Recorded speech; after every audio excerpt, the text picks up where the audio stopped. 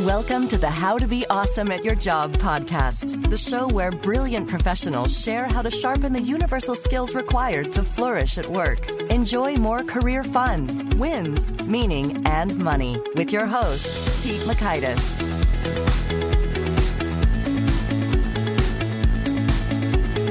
Hello, hello. Once again, I'm looking forward to sharing with you another solid guest. His name is Jim Lukaszewski. He's known as America's crisis guru, and he has some really cool perspectives, hard-won, that have come from him parachuting into crisis scenarios, offering advice, seeing what gets listened to, what doesn't get listened to, and seeing who else gets listened to and why or why not. He's documented that in his book, Why Should the Boss Listen to You, and in his speeches and such. So you're going to learn, 1, why it's better to give options instead of solutions, 2, the 7 disciplines of being a trusted advisor, and 3, the 6 steps to giving impactful 3-minute advice. So if you want to check out the show notes, the transcripts, the links to things mentioned, that's over at awesomeatyourjob.com/EP50. Or if you just want those takeaways faster, you can receive that in our Gold Nugget email list, which shows up in your inbox and gives you just the takeaways associated with what a guest had to say in an email you can read in less than 2 minutes. So here's a quick bit about Jim. Jim Lukaszewski is one of America's most visible corporate go-to people for senior executives when there is trouble in the room or on the horizon. As America's crisis guru, registered trademark, he has been recognized for a lifetime achievement in his profession by most of the major public relations organizations in the U.S. He has served for 22 years on the Public Relations Society of America's Board of Ethics and Professional Standards and is now its first Emeritus member. He's written 12 books, including Why Should the Boss Listen to You, and hundreds of articles. Here's Jim. Jim, thanks so much for being here on the How to Be Awesome at Your Job podcast. Love to be here. Thank you. Well, so I'd love to hear, so you're known as America's crisis guru. Could you maybe tell us a juicy story just to kind of warm things up a little bit about a time that there was a crisis, you parachuted in, and how that organization resolved it well? Actually, you know, that sort of described my business perfectly there. That's pretty much what I do. People really wait to call me until it's leaking, foaming, stinking, and burning, and then all of a sudden I have to show up. Or and increasingly these days you don't show up because there isn't time to even get on an airplane. You got to get to work, and we got the technology these days to really get it done. But I was just in Arizona recently, and the company had called me after they'd had an accident with some of their transportation equipment. It's not a large company, but it's a medium-sized company, and they were concerned that they were caught unawares, and some employees were injured, and some went to the hospital, some to intensive care. Nobody died, turns out. And I didn't actually know much about the accident that triggered all of this. In my pre-meeting with the CEO of the company, I said, in talking to some of your employees, no one really knows too much about what happened, and maybe you should walk them through what you did as a way to get them in the mood for dealing with this. Mm-hmm. And so when he opened the meeting, and typically when we start this process, I like to have the chairman or the owner or the senior person to open the meeting, because that sends a signal to everybody that this is an important meeting, right, that we really mean it about getting ready for these things. And he went through it in quite great detail. And the story was amazing. What happened was it was a vehicle. It rolled over actually several times. And the people were injured. It happened actually in Nevada. But in any event, what he did was he called the owner of the company. He was not the owner, but he was the CEO. And they split up the duty immediately. And the owner of the company got on the telephone and discovered immediately, for example, that they didn't actually have email addresses for some of the key officials in one place. They had them all over the place, so they wasted an hour's time trying to find people. This is very common.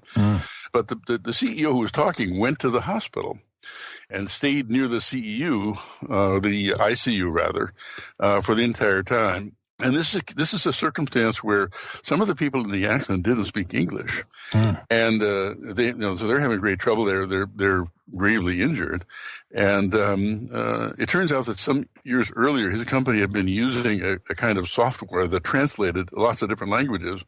And after about 3 or 4 hours of real confusion and fear, he remembered the software, checked it out, and was able to transfer it to his handheld device. And so all of a sudden, the gates opened, and they could translate the Spanish or Portuguese into English, English into Portuguese, and things got really better. He began to fly in relatives he did this all from the hospital, got people first-class flights to come in to be with their injured relatives and that sort of thing.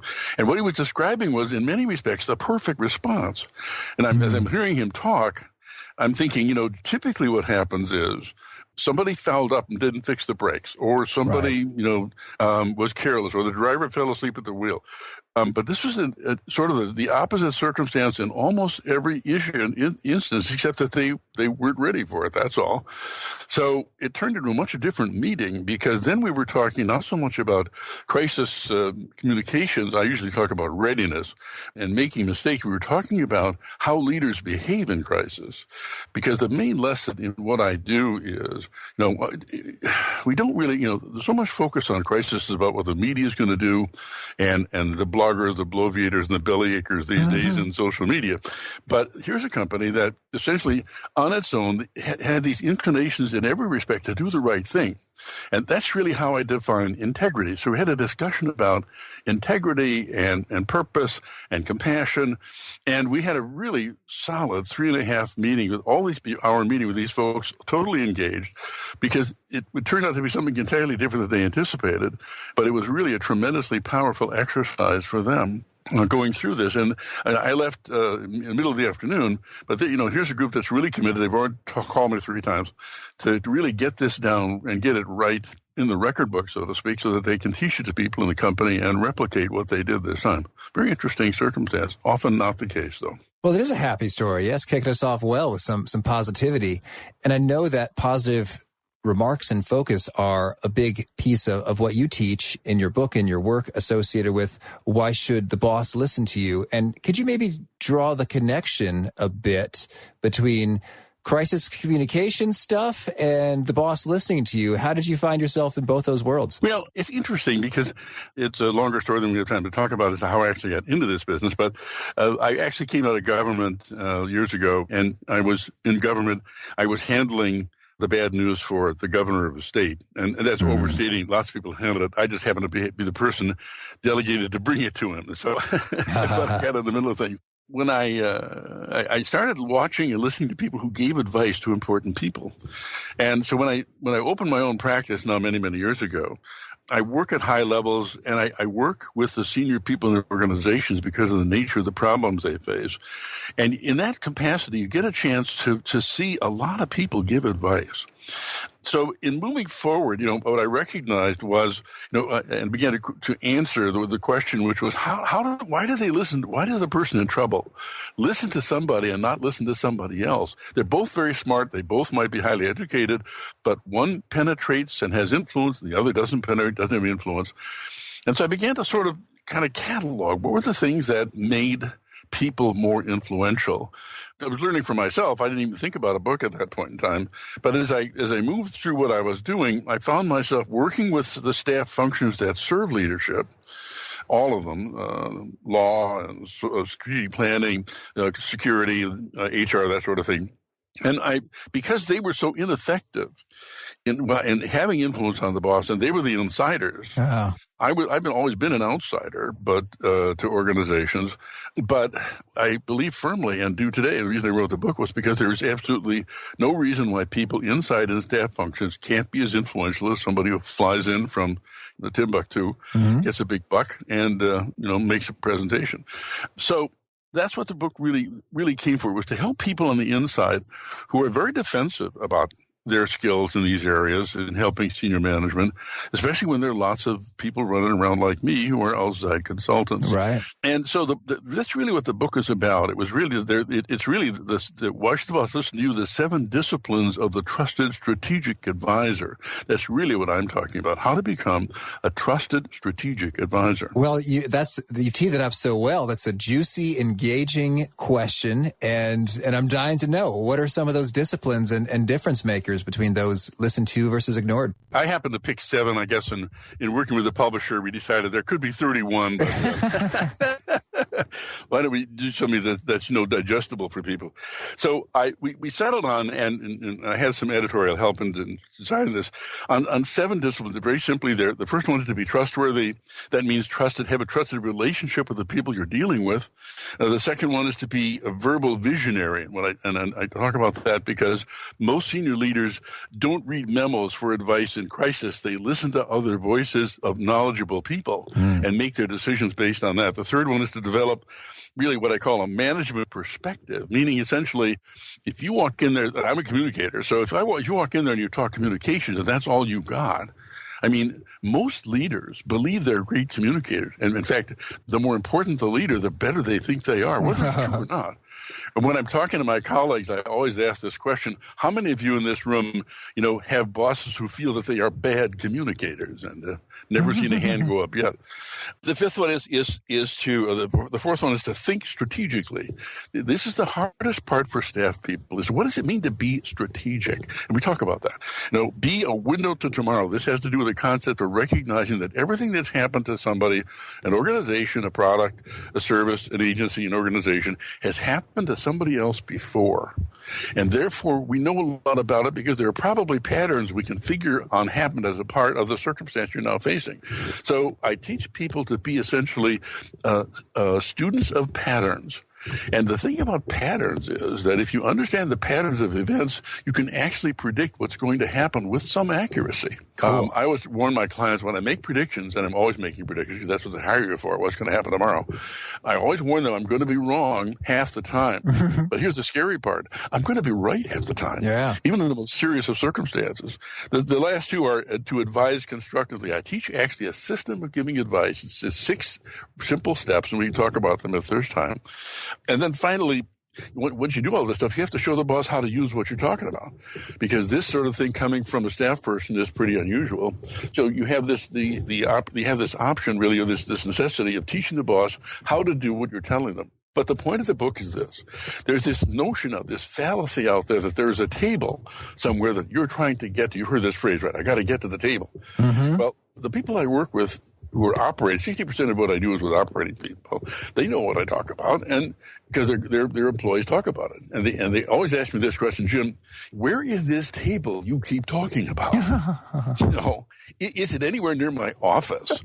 And if I find this place, I have to go there. And Jim, if I go there, who's going to be there? And I say, well, that's easy. The same whiny internal voices you hear all the time. But the fact is, the point of the book is really, the bottom line of the book is that there is no such thing as a table. The table is a myth. It's still there. It's widely thought about, but it's a myth for several important reasons. One is, no senior official I've ever worked for made a decision based on a gang of people in a room shouting out ideas for solving problems.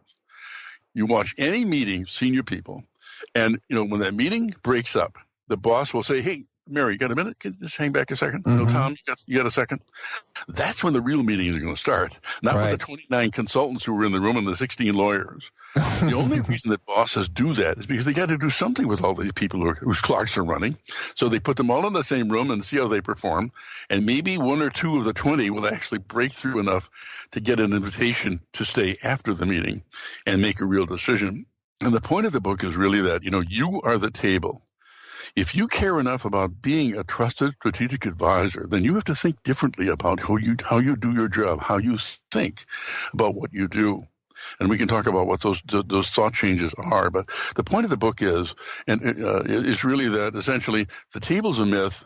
You have to do the skills I'm talking about, these 7 disciplines and more, to really have the influence, the power, and the satisfaction that you're really seeking by being, an efficient, effective staff person. Okay, well, makes sense. It absolutely does, and I've absolutely seen that happen with regard to folks hanging back, and so, boy, there's just so much content to dig in here. So maybe within those 7 disciplines, could you share, what are some kind of frequent mistakes amongst some of them? Like you say, be trustworthy. Yeah, makes sense to me. Like, oh yeah, sure, you should be trustworthy. But are there some ways that people damage their trust or appear non-trustworthy, or they do a poor job of being a verbal visionary? Well, let's talk about those. It's very interesting and very important. The trustworthy part is really about changing the pattern of thinking of staff people. Most of us, I'm a communicator, as I mentioned, and most communicators believe that the solution to your problems is going to be communications. Well, it's probably true to some degree, but before you can, share your wisdom, you have to understand how the person you're advising, the person who operates the business, thinks. So you start essentially with the thought process that begins this way. I always tell people, all problems in business, all questions in business and organizations are management questions before they are any other kind of question. I don't really care what your specialty is. If you start talking about your human resource solution or your security solution or whatever, before you understand how management has to resolve the problems in the first place or goes about resolving them, they're not going to hear you. They're just not going to understand it. So the book itself, the very first 2 chapters of the book are about management. How do leaders lead? Where do they come from? Why do they want these kinds of jobs? Because they're tough jobs and bad things often happen. So, my standpoint is if you want to really understand where things happen and how you want to have the trust part of these individuals, they have to understand from your perspective that you have their future, their thinking, their operational issues and question in mind in some substantial way. I mentioned trust because it's the first discipline because there are sometimes problems with trust. One of the most important questions I get asked by consultants at every level is, Jim, I work for a guy who I trust. I think he's honorable. I've learned a lot from him over time, but he has some bad things. He has some habits that he pursues that I'm trying to change. I've been working on this for a long time. How do you do this, Jim? How do you walk in and talk to these people and get them to change? Then I said, well, pick a problem and tell me how long you've been working with it. And I said, I have a rule about ideas and suggestions to people who run things. It's called the 10-day rule. If they won't do it in 10 days, they are never going to do it. So get off it. Think about, there's a lot of things you can do to change people. Think of something else to rag on. Otherwise, whenever he or she sees you coming, he sees this mouth moving about something he's not going to do. So, give it up in 10 days. In the areas I just talked about, I've been doing this a long, long time. I learned a couple of important things over time. One is that when a girl becomes a woman, at whatever age that is, around 13, 14, 15, 16, okay. They become the person they're going to be in life. They just really do. Boys reach this level a little later. Boys are late to everything, but especially in this arena. But when a guy reaches 17, he becomes pretty much the person he's going to be. And this doesn't change. It doesn't change no matter what the catastrophe is in your life. People generally, have formed the way they're going to be that early in life. And it's interesting from my perspective to understand this. It took me a while to get there. But so I'm not in the change business in the way one thinks about walking in and changing how people live and those sorts of things. I'm in the truth business. My job is to help them understand what's going to happen or what is happening and the specific things they can do to change it. And I'm in my practice, I'm kind of the last person you call. I always sometimes say it's me or the sheriff or me and the sheriff. Oh. Because so many organizations and leaders try to do everything they can to do nothing or not to do much of anything just to see if it'll pass. And when it gets so bad that, you have to call me, it's pretty bad. So the trust part is an important part because you have to analyze what, it's you're trusting them as much as them trusting you. So trust matters. And then you go to the notion of being a verbal visionary, which is the second discipline. And I mentioned quickly before, most leaders tend to lead with their voices.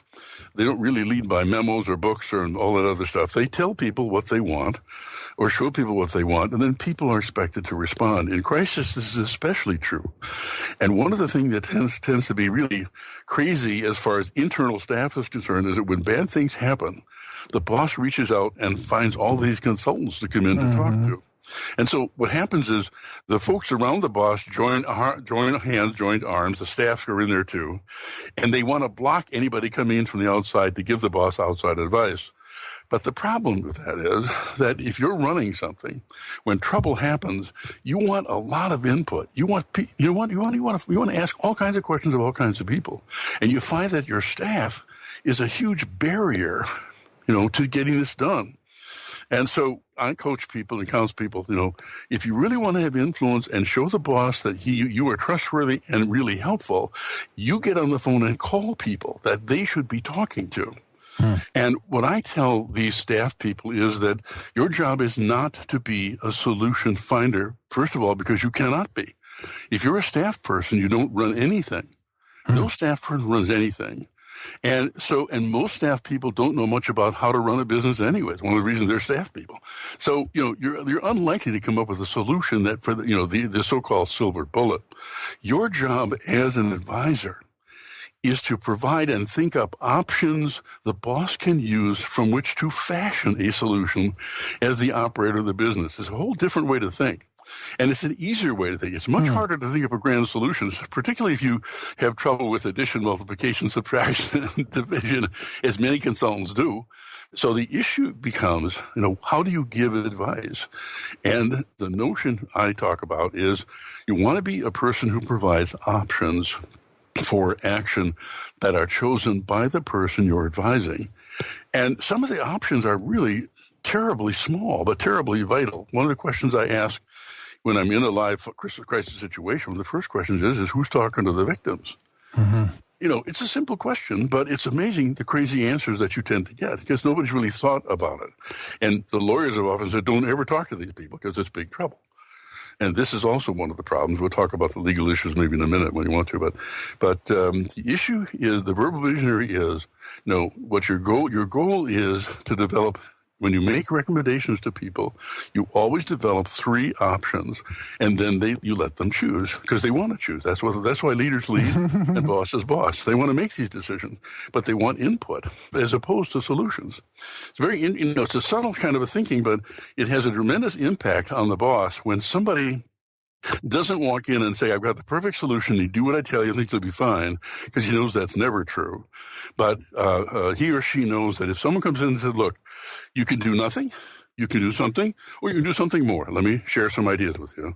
This making sense? Well, I like that so much. Yes, it's really resonating with that option perspective because it's sort of, it almost turns me off. Like if I'm in charge, I run my own business, so I get to call the shots and stuff. So if I'm in charge and then someone tells me like what I should or have to be doing, right, Instagram or whatever, I already don't like it. It's like, even if they're dead right, I already got my guard up. Whereas if they showed me those options, like, Pete, there are 5 great ways that you might want to consider promoting your podcast. One is through social media like Instagram. If you run a business for 2 months, okay, or you're even a supervisor for 2 months, okay, you automatically learn that there's like a half a dozen ways to do everything right. And there's a half a dozen ways to do everything wrong. The point is, there's more than one way to do everything.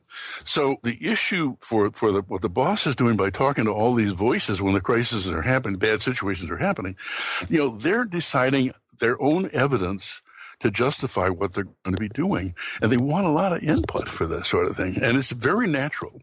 And it's very important to recognize how they want that input. Business happens in crisis, especially happen in real time. So let's say you're a communicator and you or an HR person, and you go to the briefing session, and that's at 10 o'clock in the morning. You get the memo done to the boss by 2 p.m. You get permission to come back and talk to them. Well, the people running the place have been running this problem ever since you left.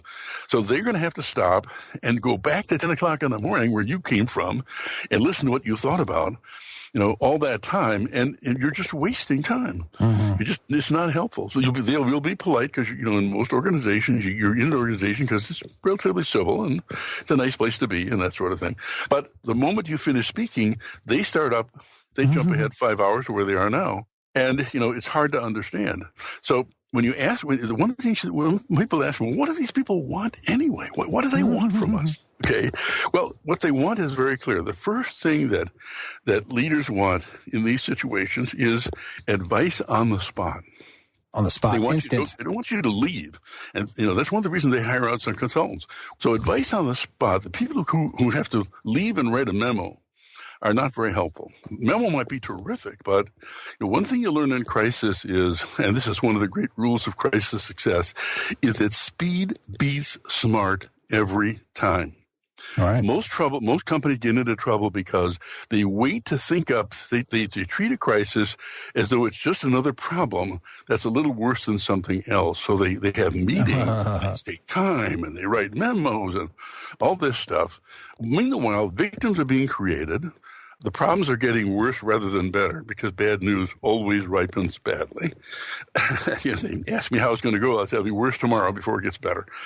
That kind of thing.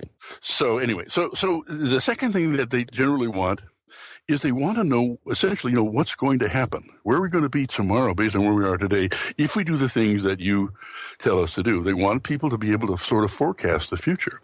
And not sort of, they want to know. I mean, if you were in a miserable situation, you'd like to know what's going to happen well tomorrow. And here again, you can forecast 2 or 3 different scenarios depending on the decisions these people make. So they're still in charge, but they're getting a preview of what's going on.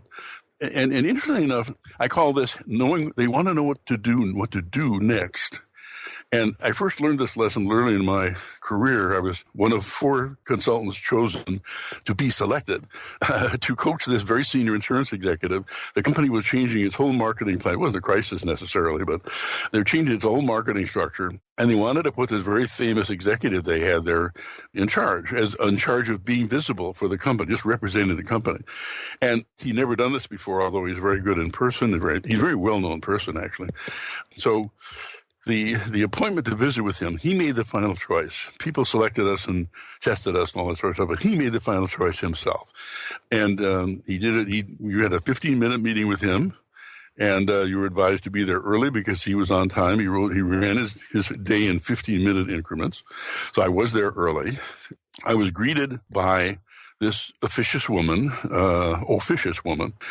actually said, "Mr. Lukaszewski, he's waiting to see you." Anyone who can pronounce my name correctly without help makes me nervous, okay? I'm ushered into this room. I walk up, shake his hand. I've seen him before. I've seen him on television around town, that sort of thing, so I knew who he was.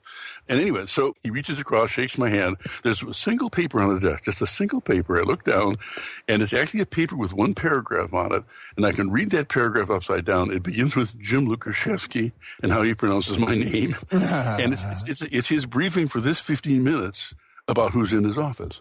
So as soon as we shake hands and say yes, the lady picks up the paper, takes it out, and leaves, and the doors go boom, boom, boom, shut. He grabs your arm, and you walk over to that window, and he tells you the story of that view, okay? Mm-hmm. That's a minute and a half. You only got 15, okay? And once you start on the first window, you have to go to the second window, okay? So that's another minute and a half. Tells the story. 20% right? Up already. So we get to the third window, and my brain is saying, Jim, say something that matters, because the next wall has the door, which you did. So anyway, so I stopped him. I said, "Hey, can I ask you a question for me? You got 14,000 people in your company. I have 14 in mind. How do you do it every day? I mean, what's the plan? I mean, how do you manage all these people and get something done? I got so many problems with 14 people." And he looks out the window and he kind of smiles and said, he said, "Jim," now this guy, by the way, had been the head of this company for like 18 years. And before that, he was a salesman and worked his way up. He says, "The board hired me to have this job, the CEO's job, because I think they trusted me in the sense that at least half the decisions I would make would be the right ones just inherently because of my experience. The rest, they trusted me." He said, half of the rest of the decisions, they knew that I had, 31 floors of experts below me, so I wouldn't get us too badly in a ditch. If I made a bad decision. The problem I have with the job," he said, "is that last bunch of decisions, nobody told me what they were. Nobody told me what they would be." Mm-hmm. So I said, "So what do?" I said, "Do you make it up?" Well, he said, "Well, I wouldn't call it making things up." And then he looks out the window and smiles and says, "On the other hand, the higher somebody goes in an organization, the more they have to make it up every day because there's nobody there to tell them what's next." Right. When you walk into these people, this is one more story. They are very civilized. So they talk to you about fishing or whatever you're interested in. They know already. Okay. But they don't want to talk about fishing. They don't care about your kids. They got a problem. So if you spend 15 minutes yakking about your kids, the weather, the view, and the rest of it, you're wasting their time. And the more you talk like this, the more their brain is saying, who is this guy? Who let him in here? For God's sake, I got stuff to get us solved today.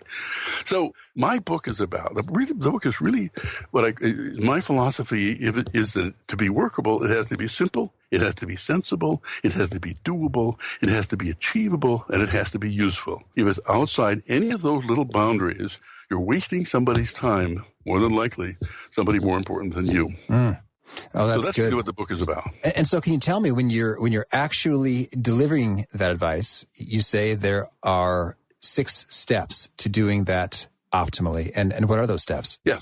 I call it the 3-minute drill.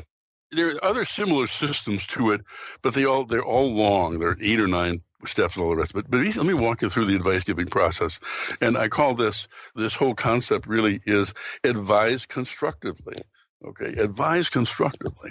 And the 6 parts are very simple. And it's also another principle of mine called talking to time. When I write memos, in a corporate setting especially, or letters or whatever they happen to be, they all have a word count at the top. And they have a word count at the top because, remember I talked about this executive living in 50-minute increments? They all do. So, if he gets a draft document from me that says 450 words, it's likely to be on the one side of a sheet of paper. They can deal with that, okay? Mm-hmm. But if he gets a paper from me that has 10 pages and it says 4,500 words on it, what's he going to read? He's only going to read the first page. Doesn't matter how brilliant I am. He's only going to read the first page. So the issue here is always thinking about the time you're consuming of these people and how they work. They make decisions, a whole lot of fragments of information, but they don't necessarily make it based on some tome that you wrote, in your senior year in college on some aspect of running a business. That's what they have lower level people to do, to read the tomes and boil them down to one page, so to speak. So the same is true when you're actually giving advice. And I when I teach this process, and it's a life changer, it changes your relationship with people. I tell them you have to talk about with your boss and the people you're working with how you give advice, and talk about how you think about it and walk through it. Now, let me walk through it. It only takes a minute to talk about. It takes 3 minutes to do, but a minute to talk about it. Okay, each step is timed so that when you're done with this strategy, you consume 3 minutes. And the reason I know that is because the metric I'm using is 150 words per minute. In English-speaking cultures, we talk about 150 words a minute. So that means that if the process you use consumes 3 minutes, that means you have 450 words to give your information. And that's where we're headed with the 3-minute drill. Mm-hmm. So when you tell a boss, I need 3 minutes of your time, you could actually be done. And it sounds easier to say yes to. 10 minutes, I don't know. 3, how could I say no? But anyway, here are the 6 steps. The first step is what I call the introduction step. 60 words, 60 words, just under 30 seconds. And the purpose is to introduce what you're talking about. So many times, even in crisis situations, we walk into an office with somebody and we immediately start giving advice or talking about something that's important to us, obviously. But this person was somewhere else before you walked in the room. This is especially true of operating executives. They spend their whole lives in meetings and presentations and decision-making circumstances. So when you walk in with something out of the blue, it may be fresh in your mind, but you need to introduce what you're talking about. Why are we spending 3 minutes together? Okay.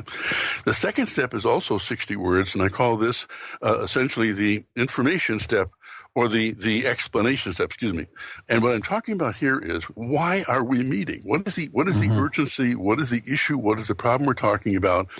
This, again, is 60 words, just under 30 minutes. So we're bringing this person along, getting them out of where they were mentally into the vein you want them to be in. Okay. The third step is also 60 words. This is what I call the goal step, GOAL. And what this means is, and this is true of any leader, we make presentations, and so often when we make presentations, we don't reveal the punchline until the end. Mm. And if you're a boss, you want to know where it's going, okay?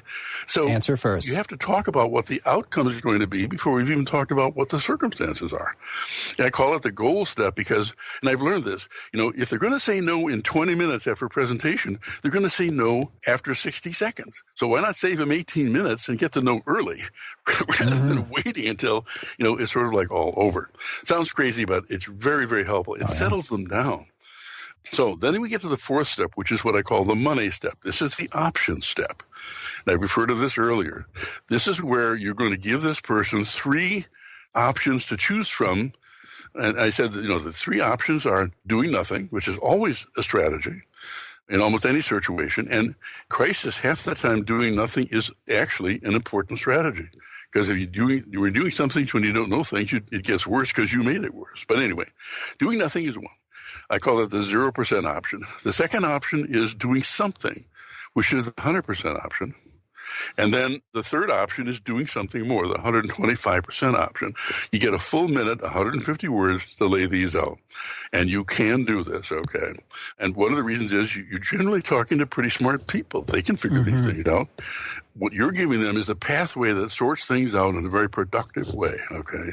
Now, if you do this, when you get to this point, there's going to be a question the boss is going to ask you, which is step 5. And that question is, okay, you give me 3 options. If you were me without my, perks, bonuses, company plan, and the rest of it, of course, which one would you choose? So many times I see good advice going forward, and they get to this question, and somehow the advice giver freezes because they don't want to choose. They want the boss to choose, okay? So they haven't thought about it. I call this the recommendation step. I'm telling people, when you use the system, make a choice. Make a choice. If they don't use it, who cares? Right. If they don't use anything you say, who cares? But make a choice, because they're going to want you to do that. They're going to want your input on what you're suggesting. 60 words, again, just under 30 seconds. And then if you do make a choice, be ready for the final question, which is, and why do you want to do choice B over A and C? I call that the justification step. And again, 60 words, and if you add up, if I got my word count right, it's 450 words. It's a 3-minute drill. But I've always thought that the reason I'm in the room is because, for 2 reasons. My selfish reason is I want to see how this goes. I want to see why people decide what they decide. And when you think about it, I'm more of a management anthropologist than a communicator. My job is to study and understand how leaders think, how leaders behave, how leaders decide. And so I want to be there for as much of the time as I can be. So I'm less invested in the advice I give from the standpoint that it has to survive the whole process, which is awfully frustrating. Right. Or I just want to see how the thing works. I want to make a contribution to it. And the more of the process actually that I get to see, the more I get to help going down the road. I want to make sure we get to cover off kind of the final piece, the fast faves. Yep. And so if you could share with us a favorite quote, something that you find inspiring again and again. Well, I think, my favorite quote in the world I work is the one I mentioned already: speed beats smart every time. Okay. And how about a favorite sort of resonant nugget or piece that you share in your books or your training that gets people to really nodding their heads and taking notes and retweeting? My job is to work with very busy people who have lots on their mind, who are very smart, and many of them are a lot smarter than me, but to get their attention. And actually, it's not so much something I read, but it's the techniques I use to get their attention. A couple things I use. For example, you notice I've used a lot of numbers today when I talk. People often ask me, Jim, when I'm talking in a meeting, nobody's writing anything. I don't know what they're doing. But whenever you talk, people are writing. Well, how does that happen? And the answer is I make them write. Because everything I talk about that matters, I use numbers, small numbers with. 3s, 4s, 5's a big number, but the moment I mention that there are 3 things you have to do to get this done, people reach for their pencils. Right. That's what I'm doing. My job is really to get their attention and get them to interact with what I'm talking about. And what would you say is the best way to find you if folks want to learn more and check out your stuff? Well, there's lots of ways. My telephone number is 203-948-7029. That phone lives with me 24 hours a day, 7 days a week. You can text me and email me on that phone. I have a website, which is a very important website in crisis, one of the most important around. It's www.e911.com, e911.com. You can catch me on the web. I'm on LinkedIn. It's pretty easy to find me. If you Google me, there's about 78,000 entries that pop up when you Google James E. Lukaszewski. So I should be findable. Okay. And how about a favorite challenge or parting call to action for those seeking to be more awesome at their jobs? I think actually it would be something I refer to as the ingredients of leadership. And I'll just make I've written a monograph around it. People want to have that, they can certainly write to me and I'll send it to them. But it's to be positive, it's to be constructive, It's to be outcome focused. That's pretty much like, do it now, challenge it now, change it now, fix it now. But my favorite of this list of attributes of leadership is the last one, which is to be essentially consistently and constantly, incrementally improving what you do every day from your perspective. I actually have, if someone wants it, I actually have a couple of what I call self-audits that will help them do that, sort out their lives a lot better. That's what I'm about, better life. Being more influential and being a happier person, doing important work. Amen. Well, Jim, thanks so much. This has been a lot of fun, and I'm certain I've got some takeaways, and I think everyone else did too. So I wish you tons of luck in the crises and all that you're up to here. Thanks so much. Good talking with you. Oh, you too. Bye now. Bye-bye. Oh, I particularly dug that 3-minute, 450 words. What are the key pieces you want to check off in order to make sure that you're heard well? Very handy. So again, you want to check out the show notes, the transcripts, the links to things mentioned. That's over at awesomeatyourjob.com/EP50. And I hope you'll stick with us for the next one, episode 51. We got Amanda Mitchell sharing how to stop some of the corporate insanity and drama, and that could be disrupting your experience at work. Until then. Thanks for joining us for today's episode. To get the most out of this conversation, visit awesomeatyourjob.com to find today's show notes, transcript, and infographic summary cheat sheet. For more entertaining professional skill sharpening, be sure to subscribe to catch the next episode of How to Be Awesome at Your Job.